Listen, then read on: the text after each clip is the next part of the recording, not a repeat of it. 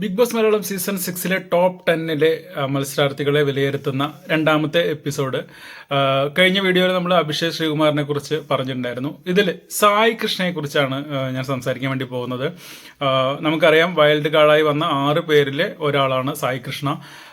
Secret agent എന്ന YouTube ചാനലിലെ ഫയറായിട്ട് നിന്നിട്ടുള്ള ഒരു ആളായിരുന്നു സായി കൃഷ്ണ. അതുകൊണ്ട് തന്നെ ബിഗ് ബോസ് ഹൗസിലേക്ക് വരുമ്പോൾ നമ്മൾ ഒത്തിരി പ്രതീക്ഷിച്ചിരുന്നു.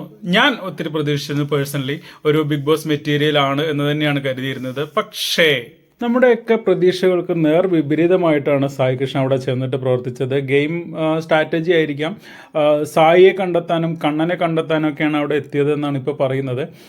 പക്ഷേ നമ്മൾ ബിഗ് ബോസിലേക്ക് ചെല്ലുമ്പോൾ നമ്മളുണ്ടാകുന്ന പ്രതീക്ഷകളെ മുഴുവനായിട്ട് തല്ലിക്കെടുത്തിയ ഒരു മത്സരാർത്ഥിയാണ് സായി കൃഷ്ണ എന്ന് വേണമെങ്കിൽ പറയാം. പേഴ്സണലി എൻ്റെ അഭിപ്രായമാണ് ഞാൻ വീണ്ടും പറയുന്നു.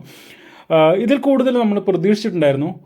എനിക്ക് തോന്നുന്നു ഈ ആഴ്ച നോമിനേഷനിലുണ്ട്. ചിലപ്പോൾ ഈ ആഴ്ച പുറത്തു പോകാനുള്ള എല്ലാ സാധ്യതയും കാണുന്ന ഒരു മത്സരാർത്ഥിയാണ്. ഒരിക്കലും ടോപ്പ് 5 ഞാൻ സായിയെ പ്രതീക്ഷിക്കുന്നില്ല. കാരണം അതിനുള്ള ഗെയിം അവിടെ സായി കളിക്കുന്നില്ല.